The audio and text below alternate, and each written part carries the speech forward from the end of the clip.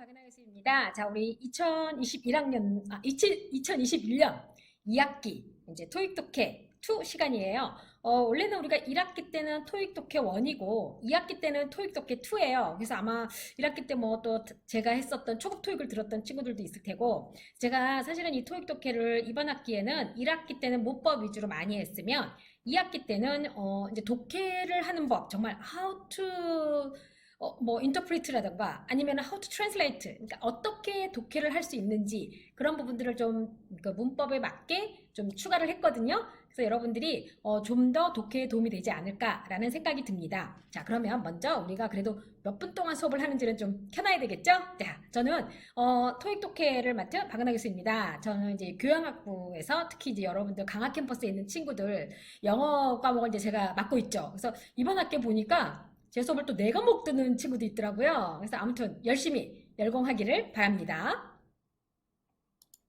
자, 먼저 이제 오리엔테이션인데요. 저는 사실 여러분 토익 책은 바꾸지 않았어요. 그러니까 주 교재는 점프업 토익인데요. 1학기 때 들었던 친구들 중에 혹시라도 이 토익 독해 2를 듣는다면 그대로 책 쓰시면 되는 거고요. 단 제가 이제 어차피 어떠한 책을 쓰더라도 같은 내용이에요. 문법이 바뀌질 않아요. 문법은 옛날서부터 지금까지 똑같아요. 안 바뀝니다, 여러분. 단 책장사들이 자꾸 책을 바꾸는 거거든요. 그리고 또 이거 있죠. 내가 좀 더 문법 설명을 잘할 수 있을 것 같아. 이 문법이 참 어렵거든요. 그러다 보니까 내가 문법을 더 잘 설명할 수 있을 것 같아. 그러면서 자꾸 책도 내고 또 저도 한때는 그렇게 꿈을 꾸기도 했죠. 근데 이게 책 쓰는 거랑 말하는 거랑 다르더라고요. 그래서 저는 설명을 잘하기로 했어요. 여러분들이 수업을 들으면서 또 설명을 박은하 선생님 설명을 잘해주는데 라고 또 느껴주기를 바랄 뿐이죠. 오늘 조금 잠깐 헤맸어요. 그리고 오래간만에 녹화를 하다 보니까 이 닥좀 프로그램 실행하는 걸 또 까먹어서 한참 헤맸네요. 자, 그리고 제가 이제 부교재로 넣은 게 영어 순회책인데, 그래도 토익 독해니까 우리가 토익에 관련된 문법을 하면서 거기에 맞는 독해를 하게 될 텐데, 얘랑 좀 제가 병행해서 할 거니까 여러분들은 주교재 요거를 사시면 되는 거고요. 자, 그리고 요게 또 부교재가 있는데요, 여러분. 한국에서 유일한 기초영문법이라고 했는데, 사실은 이 저자 선생님이 EBS 좀 유명 강사이기도 하시지만 제가 다른 과목에서 또 이분이 쓰신 라이팅 책을 써요. 근데 뭐 이제 그 수업은 제가 뭐 한 10몇 년 넘게 수업을 했던 거라 그 책을 가지고. 근데 이 문법이 이 수업을, 그러니까 제가 이 학교에 작년에 와서 그 이전에 사이버대에 있었는데, 사이버대생들 특히 이제 사이버대생들은 영어과를 왔을 때 전공하고 상관없이 많이 오거든요. 공부를 하러. 그때 이 책으로 공부를 했다고 하는 친구들이 꽤 많았었어요. 그래서 제가 한번 저랑 워낙 20년지기 지인이시기도 해서 제가 한번 불러서 콜로퀴움까지 했었거든요. 같이. 그래서 여러분들이 문법을 공부를 하다가 어려운 점이 있으시면 내가 정말 기초가 필요하다. 그러시면 이 책을 가져서 공부를 하시고 저도 여기에 나오는 예문을 많이 활용을 하게 될 거예요. 그래서 여러분들은 이 교재를 사시면 되고요. 주교재를 하시고 나머지는 제가 부교재로서 다루게 될 겁니다. 자, 우리 강의 계획서 지금 여러분 보시면 아시겠죠? 자, 이 문법 순서는요, 우리 교재에 나오는 순서랑 똑같아요. 교재랑 나오는 순서랑은 똑같은데, 대신 이제 여기에 맞게 제가 여러분들이 독해를 할 수 있도록 내용을 좀 넣었습니다. 그래서 여러분들이 그렇게 보시면 되겠습니다. 근데 뭐 토익 독해라고 하는데 우리가 독해하면 막연히 생각하죠. 근데 여러분들이 조금 상황과 개념을 좀 바꿔줬으면 하는 생각에서 제가 첫 오리엔테이션 시간에는 개념을 좀 넣었어요. 독해는요, 글을 읽고 이해하는 과정이에요. 자, 여러분, 우리가 토익에 보통 RC를 뭐라고 얘기해요? 이게 reading comprehension이에요. 읽고 comprehension. 자, 제가 스펠링을 써볼게요. 자, reading comprehension. 이 comprehension이 뭐냐 하면 이해라는 뜻이에요. 이해. 결국 읽고 이해를 해야 된다는 거죠. 글을 읽고 이해하는 과정이 무슨 과정이라고요? 네, 바로 독해라고 하는 거예요. 단순하게 글을 읽는 활동을 한다고 그 내용까지 알아듣는 건 아니죠. 우리 한국말 누구나 다 알아듣지만 거기에 그 담긴 뜻을 알기 위해서 가끔 우리가 물어보기도 하잖아. 그래, 그게 무슨 뜻인데? 내가 그 말 한 건 알겠는데, 그래, 무슨 뜻인데? 이렇게 물어볼 때도 있잖아요. 그래서 글을 읽고 그 글이 의미하는 바가 무엇인지. 여러분들이 그러니까 토익 독해라고 하는 것도 영어로 읽을 수는 있어요. 근데 그것이 의미하는 바가 무엇인지를 찾아내는 게 바로 문제를 푸는 건 거예요. 그리고 여러분들이 영어 실력을 향상시키는 거고요. 그래서 알 수 있는 점은 무엇인지 파악할 수 있어야만 비로소 독해라고 하는 거죠. 그래서 영어 독해 시험들은 뭐죠? 주제가 무엇인지, 제목이 무엇인지, 글쓴이가 의도하는 것은 무엇인지, 요지는 무엇인지, 가리키는 것은 무엇인지 이런 걸 물어보는 게 시험에 나는 겁니다. 자, 그리고 또 독해는 이 독해의 독은요. 시각적으로 표현된 문자를 보고 자 이것도 지금 보면 여러분 이거 어때요? 시각적으로 보이는 독해라고 하는 문자죠. 자 영어의 경우에는 뭐예요? reading comprehension 그 글자를 보고 여러분들이 아 읽고 이해하라는 거구나 라고 생각을 하셔야 된다는 겁니다. 그래서 시각적으로 표현된 문자를 보고 소리값이 인지되는 것 소리 나죠? 독해 아니면 아까처럼 이렇게 reading을 쓰게 되면 이게 어때요? 자, 이걸 딱 보면서 아, reading 이라고 읽게 되죠. 그래서 결국 소리값이 인지되는 거고요. 혹은 기호를 지각하는 것이라고 했어요. 우리가 뭐 letter라고 하는 것들이 R, letter죠. 그 알파벳이잖아요. 철자. 그래서 기호를 지각하는 것. 해는 내용을 이해하는 거예요. 그러니까 여러분 이게 바로 뭐가 되는 거예요? 독해라고 하는 거예요. 그러면 여러분들이 지금까지 토익 독해 아니면 무슨 이라고 했었던 것들을 아 그냥 그런 거구나 막연하게 생각했던 거를 조금 더 진지하게 받아들일 필요가 있겠죠. 단순히 영어를 읽는 것으로 끝나는 것이 아니라 그 내용을 이해하는 것까지 가야 정확하게 진정한 독해가 되는 겁니다. 자, 그럼 읽기와 또 이해를 하는 것을 조금 더 구분을 해볼게요. 읽기는 단어들의 의미를 기억하고요. 그 다음은 단어들의 의미를 연결시키는 거예요. 자, 예를 들어서 I like you 라고 했어요. 그러면 여러분 어때요? 단어예요.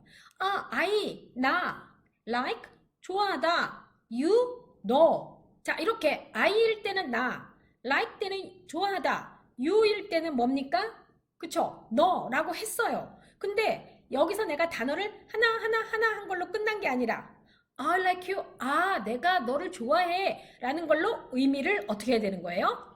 연결하는 거죠. 더구나 우리는 영어에서 제가 한글로 이렇게 만들었단 말이에요. 그러면 연결해서 의미를 comprehension 하는 걸 떠나서 그 다음에 뭐까지 간 거예요? 번역까지 간 거예요. 자, 읽기는 단어들의 의미를 기억하고 I는 나, like는 누구를 뭐를 좋아하다, you는 너라고 하는 의미를 기억하고요. 그 다음에 그 단어들의 의미를 연결시키는 거예요. 각각의 단어들의 의미를 기억하려면 첫째로 먼저 일단 그 단어의 의미를 알아야 되겠죠. 자, 여러분들 내가 독해를 할 때 좀 헷갈렸거나 단어의 의미를 모르고 막 뛰어넘어갔을 때 너무 답답하지 않아요? 그쵸? 답답함을 느끼게 돼요. 그러려면 단어의 의미는 이해? 아니에요. 단어의 의미를 아는 것까지는 여러분 자신의 노력이 필요해요. 암기가 필요한 거죠. 그래서 단어의 의미를 알고 있어야 하고요. 그 다음 실제로 그 의미를 떠올리는 두 단계로 이루어진다는 거죠. 자, 이제 그 단계에 이어지는 거는 또 뒤에 나와요. 자, 여러분. 단어, 우리가 항상 영어를 공부할 때 우리가 한국말의 단어도 의미를 알아야 될 때가 있어요. 그런데 영어는 더하겠죠? 왜? 우리말이 아니니까 그들이 무슨 말을 쓰는 자, 예를 들어 제가 지금 이거 마우스가 있어요. 아이고, 여기 마우스 있죠? 아, 요 마우스 자체는 영어니까 여러분 쉽겠구나. 뭐 예를 들어서 뭐가 있을까요? 책. 자, 예를 들어서 이렇게 책이 있어요. 책. 그런데 제가 이 책을 우리말로는 책이라고 아는데 영어로는 그게 북이라고 알아야만 제가 그 의미를 사용할 수가 있겠죠? 자, 결국 여러분 영어의 단어는 어떻게 해야 될까요? 암기해야 돼요. 저절로 외워지는 게 아닙니다. 그러면 해도 잊어버리고 자꾸 잊어버려. 진짜 포기했어요. 그럼 영어 포기한 거예요. 해봅시다, 우리. 알겠죠? 네. 자, 그래서 읽고 이렇게 하는 그 과정이 능숙하면 능숙할수록 한꺼번에 기억할 수 있는 단어의 의미 개수가 증가해요. 자, 여러분, 영어 원서책이 있죠. 자, 그럼 예를 들어서 영어 원서책 같은 경우 처음에 읽을 때는 단어가 모르는 게 좀 많이 막혀요. 그러다가 많이 걸려요. 그러다가 읽다가 보면 앞에서 나왔던 단어가 뒤에 가면서 반복되고 내가 읽기를 많이 하면 할수록 단어를 기억하는 어떤 의미의 개수도 어떻단 얘기예요? 증가한다는 얘기예요. 그래서 저는 영어 공부를 할 때 사람들이 가끔 원서책 하나 읽을까 싶어요. 뭘 읽으면 좋을까요? 라고 질문할 때, 또는 어떤 걸 몇 개나 읽으면 좋을까요? 얼마나 많이 읽어야 제가 실력이 좋아질 거예요? 라고 하면 저는 꼭 권합니다. 책 한 권을 여러 번 읽으시라고. 왜요? 웬만한 단어는 거기 다 나오거든요. 그래서 책 한 권을 여러 번 읽고, 제가 요즘 읽고 있는 원서책은, 여러분 혹시 영화, 이거 좀 올드한 영화긴 한데, 노트북이란 영화 혹시 본 적 있어요? 노트북이란 영화? 물론 이제 로맨스 영화예요. 그 라라랜드에 나왔던 남자 주인공이 이제 라이언 고슬링이 거기에 또 주인공으로 나왔었죠. 그래서 저는 그거 노트북이라는 원서 이제 소설책을 읽어요. 자꾸 많이 읽는 건 아니에요. 하루에 한 두세 페이지씩, 뭐 일주일에 한 다섯 여섯 페이지씩. 대신 뭐 하는 겁니까? 영어를 놓치지 않으려고 하는 거예요. 저도 이렇게 공부를 하고 있고요. 그리고 뭐를 하는 걸까요? 바로 이 단어를 기억하려고요. 안 그러면 단어를 잊어버리게 되거든요. 자, 여러분, 단어를 잊어버리는 거는 원어민도 마찬가지예요. 그러니 우리는 여러분들이 어떤 목표를 가지고 하려면 더더욱 열심히 하면 되겠죠? 네. 자, 각각 단어들의 의미를 연결시키는 것은요, 문장 단위에서는 조사, 문장 구조와 같은 문법 지식을 사용하여 의미를 결합하고, 영어도 마찬가지고 우리말도 마찬가지예요. 문장의 조합인 문단과 같은 문장보다 긴 단위에서는, 자, 문단이라는 건 뭡니까? 우리가 보통 말하는 패러그래프예요. 자, 지금 보시게 되면 얘네가 하나의 문단이 될 수 있겠죠. 그리고 뭐 예를 들어서 는 이런 것들은 이런 것들은 뭐예요? 조사라고 할 수가 있겠죠. 자, 그래서 얘네들은 조사. 결국 각각 단어들의 의미를 연결시키는 하면서 문장과 문장을 어떻게 해주고 있어요? 지금 연결해주고 있죠? 자, 그리고 인과관계, 주장과 근거, 이론과 예시. 자, 여러분 잘 생각해 보세요. 여러분들이 수능을 볼 때도 다음 글에 뭐 주제라던가 제목이 있었고, 주장이 있었고, 근거가 있었죠. 다 이게 그냥 언어라는 것의 특징인 거예요. 왜 영어 시험, 국어 시험에서 왜 이런 게 나오는 거야? 그게 아니라 언어가 이런 걸 요구하는 거기 때문에, 읽기라는 것 자체가 또 그런 걸 요구하기 때문에 시험 문제가 그렇게 나오는 거예요. 자, 그렇게 생각하면 어때요? 그냥 일상이네 라고 생각할 수도 있겠죠. 잘 생각해보면 여러분들도 일상에서 그런 거 있죠. 자, 예를 들어서 제가 오늘 저는 이걸 좀 무언가를 좀 제가 학교로 오다 보니까 뭐 이렇게 가게나 이런 게 형성됐던 것들이 좀 바뀐 게 있어요. 그럼 제가 생각할 때 뭐라고 주장을 하냐면요. 요즘 저런 게 잘 되니까 요즘 저런 게 유행인가 봐. 그래서 저마다 많이 저런 걸 오픈하더라고. 이렇게 주장을 했어요. 그러고 난 다음에 그것에 대한 근거를 제가 댈 때, 개인적인 증거로 뭘 되겠습니까? 우리 동네에도 저게 되게 많이 생겼더라고. 그런데 아는 사람한테 그 얘기를 했더니 그 사람 말도 그렇다고 하더라. 그러면 이게 바로 뭡니까? 주장과 근거예요. 자, 여러분, 주장과 근거 멀리 있지 않아요. 우리 가까이에 있는 것들입니다. 물론 이제 시험 볼 때는 거기에 나와 있는 것들을 여러분들이 어떻게 해야 되겠습니까? 파악해야 되는 거죠. 자, 그리고 같은 사고 체계에 관련된 지식을 사용하는 것이 되겠죠.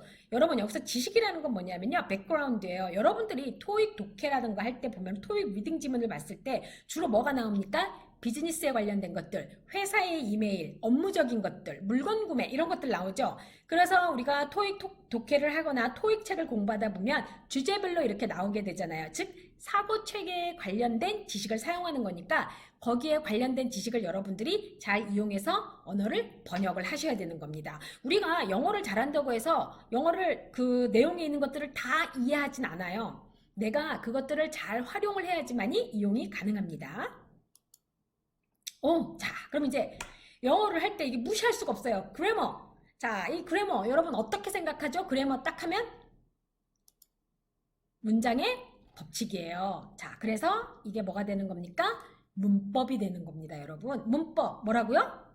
문장의 법칙. 자, 그리고요.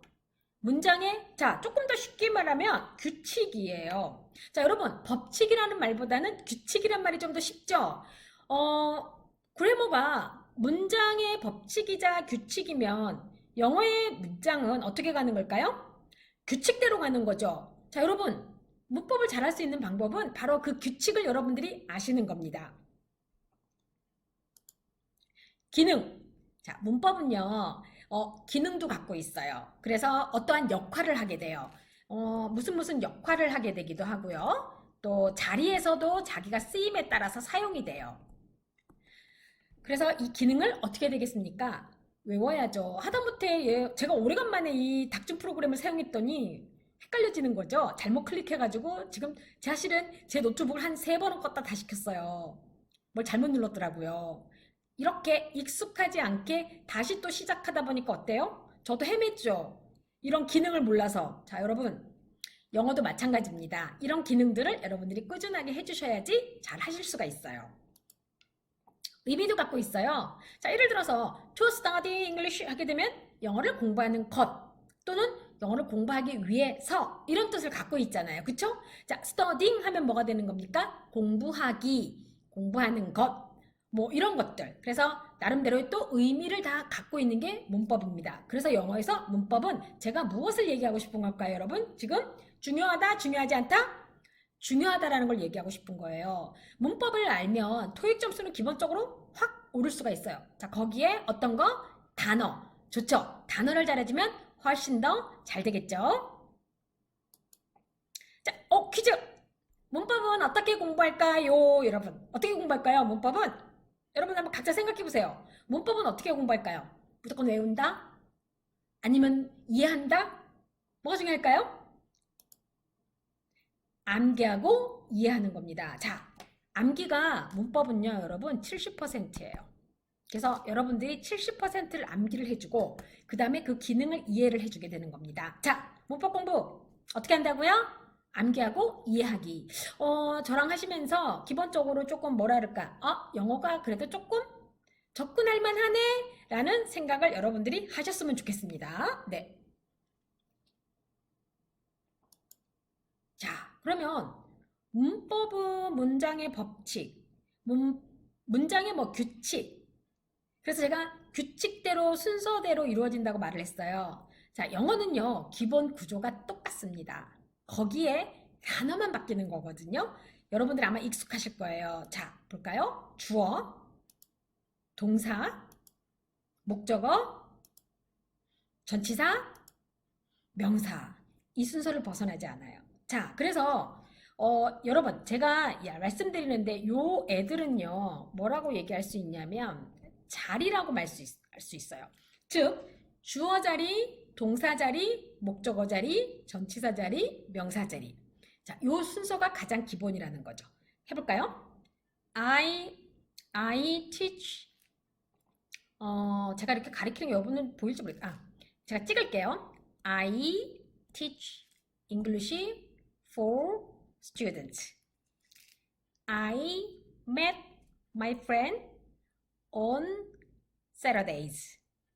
자, 그 다음에 요거는 제가 이런 잠깐만요. 없앨게요.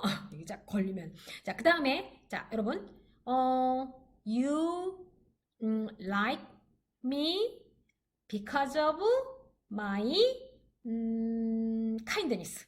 넌 날 좋아해? 나의 친절함 때문에. 모든 걸 영어로 요 순서대로만 말해주면 사실 여러분 다 의미통할 수 있어요. 그럼에도 불구하고 우리가 또 못하는 말들은 조금 더 확장을 하겠죠. 자, 그러면 주어 자리에 오는 것들은 명사, 투부정사, 동명사, 명사절이고요. 동사 자리에서 올 수 있는 문법들은 동사, 조동사, 시제, 수의일치. 무엇보다도 이 수의일치는 우리나라 말이 없다 보니까 아주 힘들어하는 것들 중에 하나고요. 자, 목적어 자리, 명사, 투부정사, 동명사, 명사절. 똑같아. 주어 자리하고 목적어 자리가. 그쵸? 자, 그 다음에 전치사 자리에 올 수 있는 거는 전치사. 명사 자리에 올 수 있는 거는 명사, 동명사, 명사절. 자, 제가 왜 이걸 문장의 기본 구조라고 했냐면요. 우리 앞에 우리 그 책에 보면 순서가 명사라던가 투부정사라던가 동명사라던가 절, 이런 것들 배우는 게 나와요. 영어는, 자, 무슨 얘기를 하는 거냐면, 주어 자리에 명사가 쓰일 때의 주어 길이와 주어 자리에 명사절을 쓸 때와의 주어 길이가 달라져요. 길이가 명사절을 쓸 때 훨씬 길어요. 그럼에도 불구하고 이 주어라는 자리에 온 것은 바뀌지가 않는 거죠. 자, 여러분, 영어에서는 주어, 동사, 목적어, 전치사, 명사라고 자리가 정해져 있어요. 그리고 나서 주어 자리에 올 수 있는 것들이 이렇게 되고요. 목적어 자리에 쓰는 것들이 이렇게 되는 것들이에요. 여러분은 무엇을 해야 될까요? 그렇죠. 자리를 외우시는 거예요. 이 자리가 익숙하도록 외우시는 거예요. 그러면 독해를 할 때도 주어 자리하고 목적어 자리, 동사 자리를 구분을 하게 되면 훨씬 독해도 잘 하실 수가 있는 거죠. 자, 이제 그러면 이게 문장을 만들려면 단어가 필요하거든요. 단어 또는 낱말은 스스로 일정한 뜻을 담고 있고 자체가, 그리고 자립성이 있는 최소 단위인 거죠. 아까 제가 예문 들었던 것 중에 I like you, I라는 단어 뜻이 하나 있고요. like도 또 하나 있고요. 그쵸? 자, 그 다음에 또 뭐가 있어요? you도 있죠. 자, 이렇게 자립성이 있는 최소 단위. 이 최소 단위가 쭉쭉쭉 모여서 뭐가 되는 거예요? 문장이 되는 거고, 문장이 모여서 뭐가 되는 겁니까? 문단이 되는 거죠. 자, 그러면 이제 요거는 제가 그대로 이제 캠브리지 딕셔너리에서 그 캠브리지 사전에서 갖고 왔어요. 똑같죠? 싱글 유닛. 최소 단위인 거예요. of language. 언어의 최소 단위가 되는 거죠. 그리고 뜻을 담고 있다고 했죠? meaning이 있어요. 그러면서 얘는 말하여지거나 어떻게 되는 거죠? 쓰여질 수 있는 겁니다. 여기 지금 화면에 보이는 것들도 다 뭐가 되는 거예요? 단어가 되는 거예요. 단어가 되고 그 다음에 그것이 다 뜻도 갖고 있는 건 거죠. 여러분들이 이게 바로 단어의 개념이라는 걸 아시고, 단어는 어떻게 되겠습니까? 제가 아까부터 강조했죠. 외워야죠. 외워야 할 수 있는 겁니다. 단어는 어떻게 공부할까요? 이게 이런 외우기 이렇게 열공해 주셔야 됩니다. 저도 외우고 있어요. 저도 외우고 있고, 혹시라도 지금 우리 요 수업 듣는 친구들 중에서 저희 실용영어 수업을 제 거를 듣는다면, 제가 실용영어 수업에는 그래서 단어를 좀 넣었어요. 그래서 단어를 여러분들이 좀 많이 알면 도움이 될 것 같아서 단어를 요번에 좀 다루는데, 나름 이미지화 시켜서 다뤘거든요. 혹시 또 관심 있는 친구들은 또 한번 나중에 또 한번 들어보세요. 우리 수업 운영 방식은요. 그래서 1차 시하고 2차 시는 문법을 다룰 건데, 이번 주는 오리엔테이션으로 해서 제가 좀 요것저것 좀 다룰 거고, 다음 이제 2주차부터는 다루는데, 1차 시하고 2차 시는 문법을 할 거고요. 3차 시는 관련 어떤 문장에 대해서 독해를 연습할 거예요. 그런데 여러분들이 알아야 될 게 하나 있어요. 아까 제가 문장의 기본 구조라는 말을 했거든요. 그러니까 그 기본 구조를 벗어나지 않는다라는 걸 제가 여러분들한테 보여주면서 수업을 하게 될 거예요. 그러면 여러분들은 그 문장에 나왔던 단어들도 공부를 하고, 또 이렇게 해석하는구나 라고 하시면 되는데, 제가 한 가지 부탁드리고 싶은 거는 단어 공부만큼은 누가 해야 된다고요? 네, 여러분들이 하시는 거예요. 그리고 나서 여러분, 질문은 언제든지 마음껏 질문을 해주세요. 그래야지만이 여러분들이 편하게 공부를 하실 수 있고, 또 하나가, 자, 여러분 열공, 빡공 할 준비 되었어요? 여기다가 네 라고 여러분들이 대답을 하시면 되겠습니다. 자, 제가 이제 무슨 얘기를 하고 싶으냐면, 그 공지사항 있죠, 여러분. 공지사항 잘 살펴보고요, 항상. 그리고 질문은 뭐 저한테 문자로 해도 좋고요, 이메일로 해도 좋고요, 쪽지로 해도 좋고요, 그리고 거기 우리 사이버 강의 상에서 해줘도 상관없어요. 자, 언제든지 질문을 여러분들이 해주시면 되겠습니다. 그리고 이번 학기에는 우리가 클리닉 시간을 운영하게 될 건데, 1대1 면담 같은 거예요. 학습에 관련돼서 제가 이제 시간이라던가 이런 것도 공지를 하긴 할 텐데, 한 30분 정도 상담해 주거나 또는 여러분들이 그 궁금해하는 문법을 또 설명해 주는 거긴데 1대1이긴 해요. 일단 제가 일정이랑 이런 거 좀 홍보를 하게 될 텐데, 여러분들이 영어 공부에 좀 관심 있거나 그러신 분들은, 또 궁금한 거 있으시면 여러분들 한번 신청해 주시면 되겠습니다. 한 학기에 10회 정도라서 제가 홍보를 하게 되면 좀 서둘러야 될 수도 있어요. 자, 그럼 정리할게요. 1차시. 자, 문법은 제가 어떻다고 얘기했어요? 그렇죠. 중요하다고 얘기를 했고요. 그 다음에 문장은 순서와 구조가 규칙적이에요. 가장 기본적인 구조가 뭐였어요? 아까 자리라고 제가 얘기했던 거. 주어, 동사, 목적어, 그렇죠. 그 다음에 전치사, 또 뭐 있습니까? 그렇죠. 명사 이렇게 있어요. 문법은 기능하고 의미가 있기 때문에 여러분들이 이건 어떻게 해야 된다고요? 암기해야 된다고요. 단어도 물론 어떻게 해요? 그렇죠. 암기해야 되는 겁니다. 반복하고 암기하시는 거예요. 자, 여러분들 어떠세요? 확실하게 공부하실 수 있겠죠? 믿습니다. 자, 1차 시는 수고하셨어요.